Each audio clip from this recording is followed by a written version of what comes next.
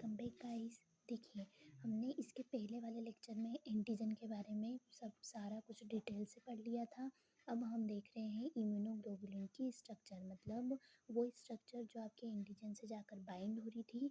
इसको हम एंटीबॉडी भी बोल सकते हैं इन शॉर्ट। ओके, अगर हम इम्यूनोग्लोबुलिन की बात करें तो इसमें हमको ये देखना है, अगर इसे की पॉइंट्स की बात करें, सिनॉप्सिस की बात करें, तो इसमें हमको इंट्रोडक्शन देखना है, डेफिनेशन देखना है, हमारे इम्यूनोग्लोबुलिन की स्ट्रक्चर देखनी है। इम्यूनोग्लोबुलिन की स्ट्रक्चर वाले पॉइंट में इसमें कुछ और सब हेडिंग्स भी इन्वॉल्व होती है, जैसे light chain, heavy chain, variable region, constant region, FC region, wave region and various bonds भी इसमें प्रेजेंट होते हैं। अगर हम इंट्रोडक्शन की बात करते हैं कि इम्यूनोग्लोबुलिन्स क्या होते हैं, तो इम्यूनोग्लोबुलिन्स आर प्रोटीन। ये जो इम्यूनोग्लोबुलिन्स हैं ये एक टाइप के प्रोटीन होते हैं। इसे हम एंटीबॉडी के टर्म्स में भी डिनोट कर सकते हैं, एंटीबॉडी भी कहा जाता है। ये किसके द्वारा रिप्रेजेंट किया जाता है? अगर हम इसके शॉर्ट टर्म बोलें तो इम्यूनोग्लोबुलिन को एंटीबॉडी या आईजी के फॉर्म में डिनोट किया जाता है। इस तरीके से हम इसको रिप्रेजेंट करते हैं।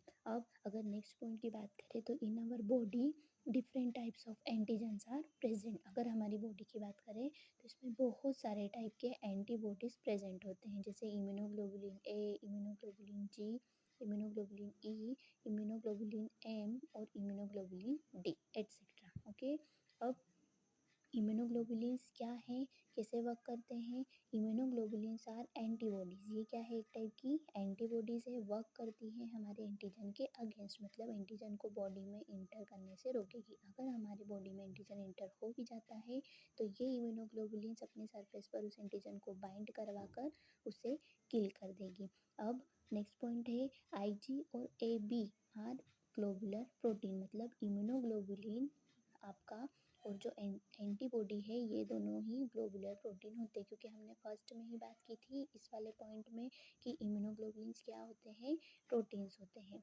अब एंटीबॉडीज फॉर्मेशन, अगर हम एंटीबॉडी का इम्यूनोग्लोबुलिन का फॉर्मेशन देखें तो ये कब होगा फॉर्मेशन इनका? जब हमारा इम्यून सिस्टम क्या होगा, एक्टिवेट होगा तब। अब अगर हम इम्यूनोग्लोबुलिन वर्ड का मतलब समझते हैं तो देखिए, इम्यूनोग्लोबुलिन को हमने टू पार्ट्स में डिवाइड किया है। कौन कौन से? Immune and globin.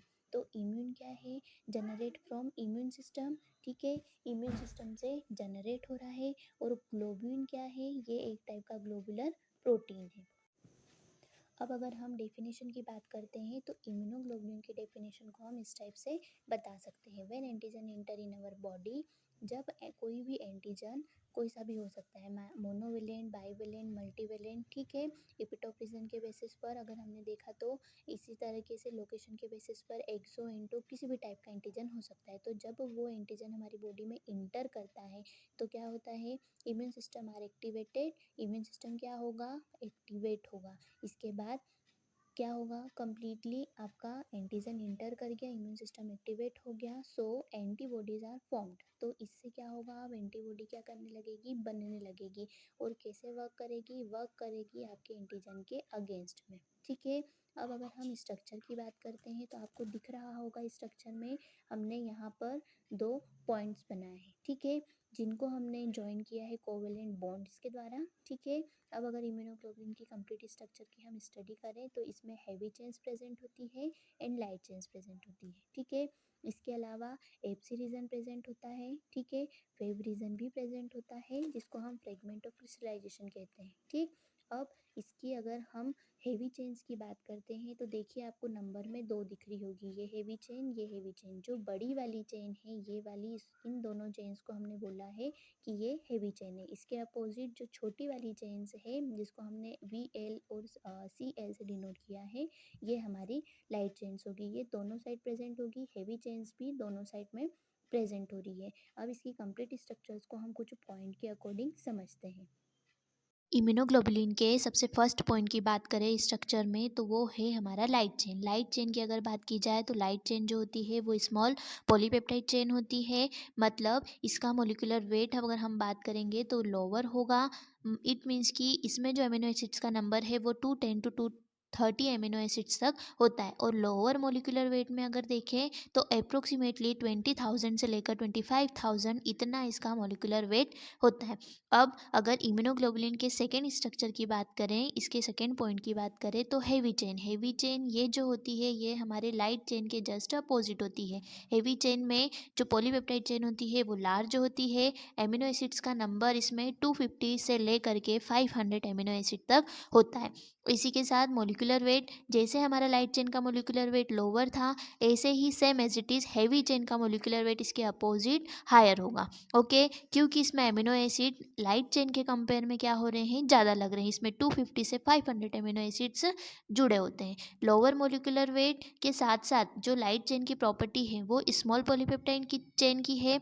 सेम ऐसे ही हेवी चेन की अगर बात करेंगे हम तो इसमें मोलिकुलर वेट हायर होगा और पॉलीपेप्टाइड चेन इसमें लार्ज होगी। मोलिकुलर वेट इसका 15,000 डाल्टन होता है।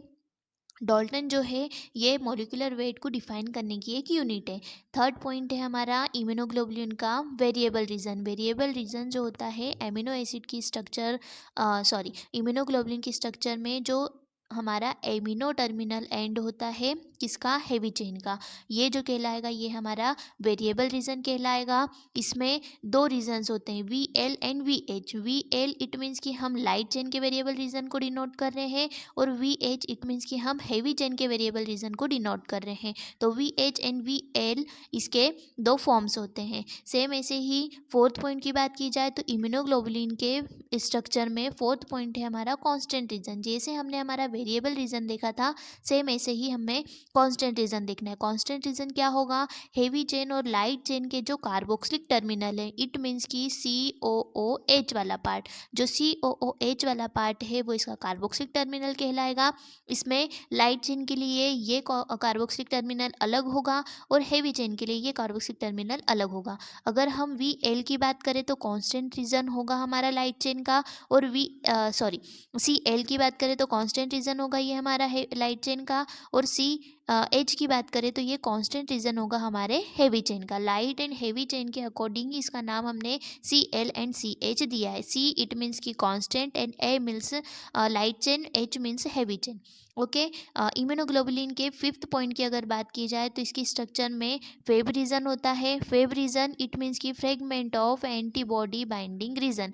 आपके इम्यूनोग्लोबुलिन का वो रीजन जहाँ पर आपकी एंटीबॉडी आकर बाइंड होगी, एंटीबॉडी बाइंडिंग रीजन को ही हम क्या बोलते हैं, फेब रीजन। इसका नेक्स्ट पॉइंट है प्रेजेंट इन वेरिएबल रीजन। अगर हम वेरिएबल रीजन को देखें तो वेरिएबल रीजन क्योंकि हमारा टर्मिनल एंड है, NH2 टर्मिनल है, तो सेम ऐसे ही फेब रीजन में भी वेरिएबल रीजन प्रेजेंट होगा। वेरिएबल रीजन को हम फेब रीजन के अंदर ही देख सकते हैं। Antigen bind with fab region, जो एंटीजन होगा वो हमारे इम्यूनोग्लोबुलिन के फेब रीजन से आकर बाइंड होगा। इसी फेब रीजन को हमने एक और नाम दिया है, मतलब अल्सो कॉल्ड पेराटॉप। पेराटॉप भी कहा जाता है आपके फेब रीजन को। इम्यूनोग्लोबुलिन का 6 पॉइंट है FC रीजन। FC इट मीन्स की फ्रेगमेंट ऑफ क्रिस्टलाइजेशन। ठीक, ये कौन सा पार्ट होता है, ये हमारी इम्यूनोग्लोबुलिन का सबसे बेस पार्ट होता है। इम्यूनोग्लोबुलिन की स्ट्रक्चर जो कि इस टाइप से होती है, तो इसकी स्ट्रक्चर में ये जो बीच नीचे वाला सबसे लास्ट वाला जो पॉइंट रहेगा वो हमारा FC रीजन रहेगा। इसी के साथ साथ हमारे इम्यूनोग्लोबुलिन में कुछ बॉन्ड्स भी होते हैं जिन्हें हमने कहा है वेरियस बॉन्ड्स, जैसे डाइसल्फाइड बॉन्ड। डाइसल्फाइड बॉन्ड आपके इंट्रा एंड इंटरनल दोनों हो सकते हैं। ओके, अब एक बार हम इस पूरे डायग्राम को, जो हमने ये पूरी स्ट्रक्चर्स पढ़ी हैं, इन सारी स्ट्रक्चर्स को हम हमारे मेन जो डायग्राम बना हुआ है उसकी टर्म्स में देखते हैं। देखिए, जैसा मैंने आपको बताया NH2 रीजन, ये हमारा कौन सा रीजन था, वेरिएबल रीजन था। ये हमारा रहा FC रीजन। यहाँ बीच वाला, नीचे वाला जो सबसे लास्ट वाला पोर्शन है जहाँ पर ये एंटीबॉडी किसी भी सरफेस पर जाकर अटैच्ड होगी, ये रीजन हमारा कहला रहा था सबसे लास्ट वाला। इसके बाद अगर लाइट चेन और हेवी चेन की स्ट्रक्चर की बात की जाए तो ये रहा हमारा हेवी चेन, जो कि बिल्कुल ये बड़ा वाला स्ट्रक्चर शो कर रहा है, और लाइट चेन जो कि ये छोटा वाला स्ट्रक्चर शो कर रहा है। इसमें क्योंकि एमिनो एसिड्स प्रेजेंट होते हैं, हमने अलग अलग बताए थे। लाइट चेन के लिए 210 to 230 बताए थे, हेवी चेन के लिए 410 to 450 सॉरी 550 बताए थे। इसी प्रकार से ये सारे स्ट्रक्चर्स इसमें प्रेजेंट होते हैं। वेरिएबल रीजन अलग, एच और एल के टर्म्स में, हेवी चेन के लिए अलग, लाइट चेन के लिए अलग, हमारा कांस्टेंट रीजन अलग होता है सी एच के टर्म्स में और सी एल के टर्म्स में। तो ये पूरी थी हमारी इम्यूनोग्लोबुलिन की स्ट्रक्चर। आई होप आपको ये पूरा लेक्चर अच्छे से समझ में आया होगा। Thanks for watching my video.